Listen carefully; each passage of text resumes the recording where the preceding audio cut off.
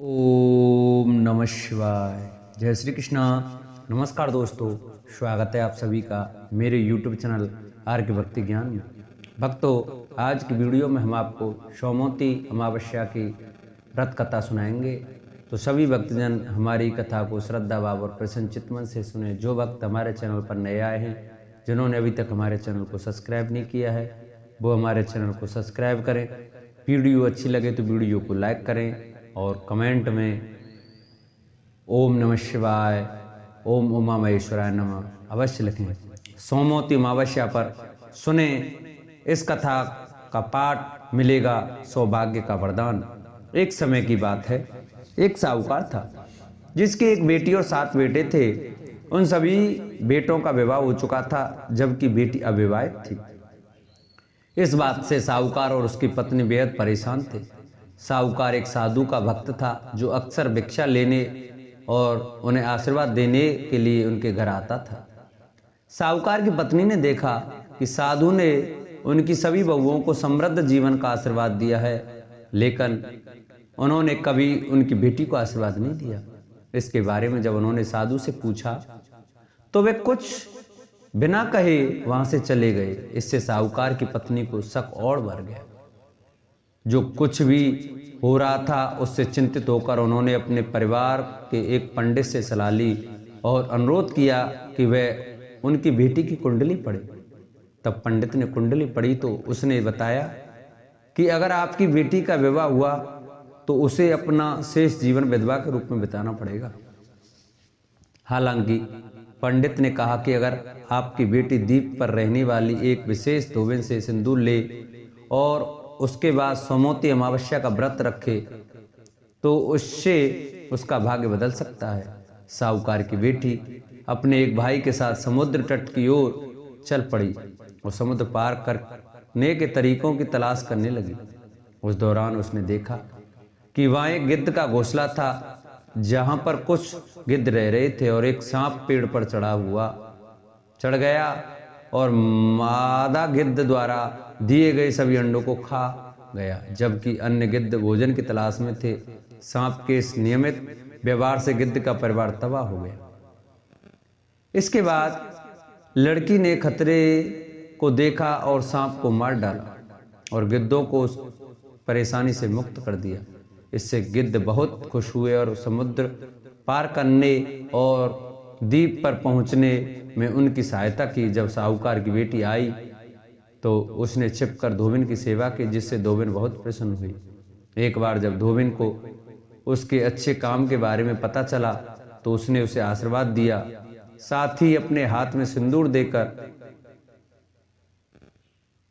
उसकी खुशहाली की कामना की और भविष्य में उसके सुखमय और समृद्ध विवाह का आश्वासन दिया। इसके बाद साहूकार की बेटी ने सोमवती अमावस्या का व्रत किया और विवाह करके सुखी जीवन व्यतीत करने लगी।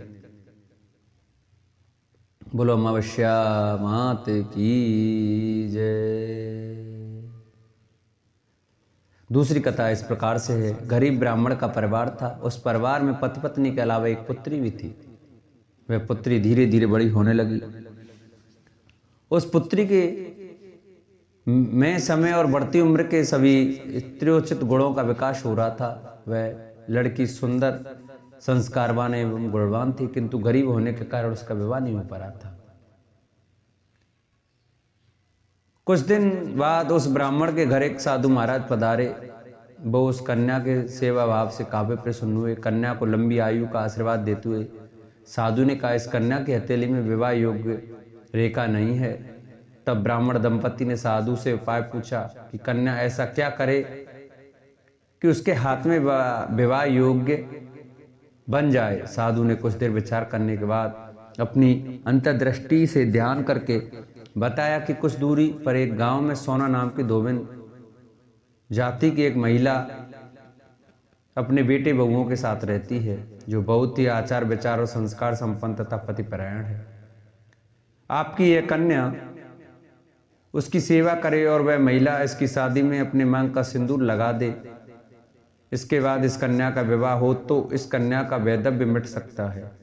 साधु ने यह भी बताया कि वह महिला कहीं आती जाती नहीं है। यह बात सुनकर ब्राह्मणी ने अपनी बेटी से धोबिन की सेवा करने की बात कही। अगले दिन कन्या प्रातः काली उठकर सोना धोबिन के घर जाकर साफ सफाई और अन्य सारे काम करके अपने घर वापस आ जाती।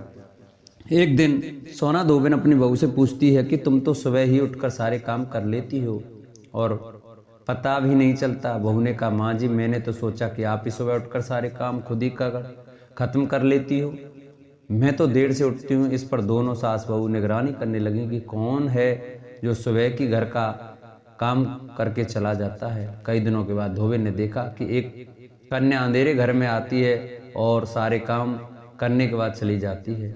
जब वह जाने लगी तो सोना धोबिन उसके पैरों पर गिर पड़ी, पूछने लगी कि आप कौन हैं और इस तरह छुपकर मेरे घर की चाकरी क्यों करती है।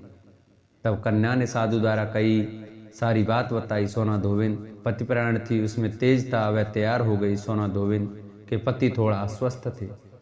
उसने अपनी बहू से अपने लौट आने तक घर पर ही रहने को कहा। सोना धोबिन ने जैसे अपनी मांग का सिंदूर उस कन्या की मांग में लगाया, उसका पति मर गया। उसे इस बात का पता चल गया।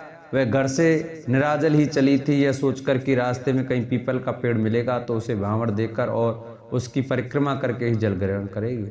उस दिन सोमवती अमावस्या थी। ब्राह्मण के घर मिले पुए पकवान की जगह उसने ईंट के टुकड़ों से 108 बार भामर देकर 108 बार पीपल के पेड़ की परिक्रमा की और उसके बाद जल ग्रहण किया। ऐसा करते ही उसके पति के मुर्दा शरीर में प्राण वापस आ गए। धोबिन का पति वापस जिंदा हो गया।